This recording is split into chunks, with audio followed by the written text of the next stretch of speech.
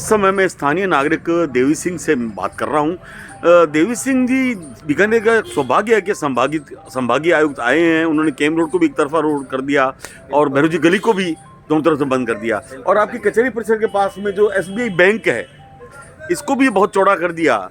लेकिन जहाँ तक कि मेरा नज़रिया कहता है कि यहाँ रास्ते के अंदर जो ये 2-3 पेड़ हैं ये अवरोध हो रहे हैं जी, ये कटने चाहिए, नहीं तो वापिस ये कब्जे हो जाएंगे इसी जगह। ये पेड़ नहीं कटेंगे जब तक सड़क चौड़ी कैसे होगी। ये आपके अलावा कई लोग भी कह चुके हैं कटने चाहिए, नहीं तो दोबारा आज नहीं 2 साल बाद 6 महीने बाद कट जाएंगे।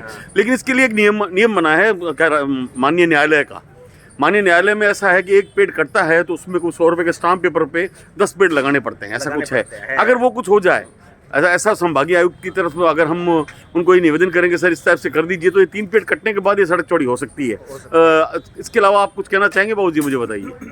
नहीं, देखो, जैसे कोई चीज़ अगर अड़ रही है, हाँ, और समझ गए से हमेशा तो नींद यही है जी जी, कि अगर कोई भी चीज़ अगर रास्ते में अड़ती तो उसको हटानी चाहिए। इस हिसाब से तो आपके हाथ में है ये चीज़। हम इसके बारे में जब संभागीय आयुक्त ने इतने बड़े निर्णय लिए हैं तो ये भी निर्णय भी संभागीय आयुक्त ले सकता है। इन्होंने जो भी कार्य करे हैं यहाँ इस बीकानेर परिषद के अंदर में अपने जी जी, तो इन्होंने बहुत अच्छा काम किया है और जो कार्य करे हैं बहुत भी बढ़िया करे हैं।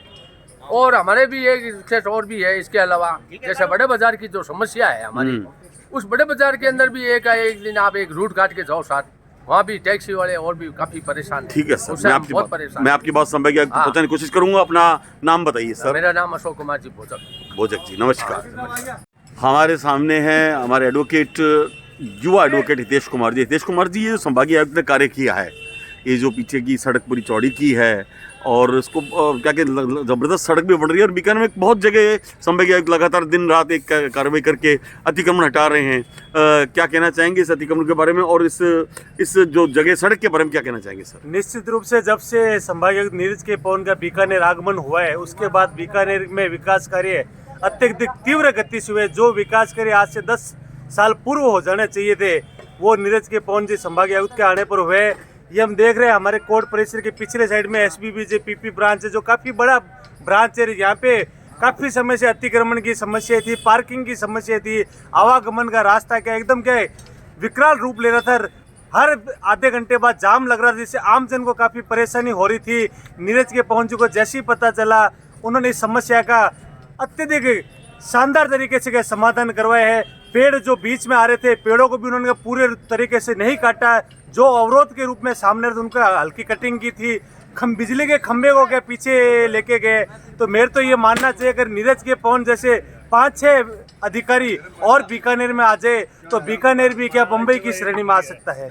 लेकिन एक मिनट, ये जो रास्ता तो उन्होंने बहुत अच्छा साफ कर दिया, चौड़ी भी हो गई, इसके अलावा आप क्या कहना चाहेंगे सर? थोड़ा सी पेड़ों का है, पेड़ों को भी उस हिसाब से कटिंग करनी चाहिए कि वो पुराने ही पेड़ है, उनको भी दिक्कत नहीं हो और आमजन का क्या रास्ता भी अवरोध नहीं हो। वरना पेड़ों की आड़ में क्या लोग क्या अतिक्रमण कर लेते, तो पेड़ों की भी कटिंग होनी चाहिए। पूरा जड़ से नहीं काटे, लेकिन जो इसकी क्या अनियंत्रित शाखाएं हैं वो अगर सुचारू रूप से कटिंग कर दी जाए तो आगे और क्या विकास के राह पे क्या बीकानेर आ सकता है। मेरे परिसर के हमारे युवा वकील साहब कुछ कहना चाहते हैं। वकील साहब क्या कहना चाहते हैं आप? मैं ये कहना चाहता हूँ कि सुप्रीम कोर्ट ने कहा है कि अगर आप एक पेड़ काटते हो ना तो 10 पेड़ लगाओ। ऐसे आनन फानन में कोई आप पेड़ नहीं काट सकते कहीं पे भी। तो कुल मिला के पेड़ कटने चाहिए ना, पीछे वाले ये जो आपके पास है ना पीछे कचहरी परिसर कटने चाहिए। चाहिए, अगर अनावश्यक है तो उसको काट के उसकी जगह दूसरे लगाने पड़ते हैं। अपना नाम और पद बताइए सर। मेरा नाम पवन स्वामी है, एडवोकेट बीकानेर। धन्यवाद सर। ये स्टेट बैंक ऑफ इंडिया के ठीक सामने वाली रोड जो इस वक्त नीरज के पवन साहब ने इसको चौड़ी किया है, और ये देखिए ये 3 पेड़ जो मेन रास्ते में अवरुद्ध हो रहे हैं, ये पीपल का पेड़ है, ये नीम का पेड़ है और ये भी नीम का पेड़ है।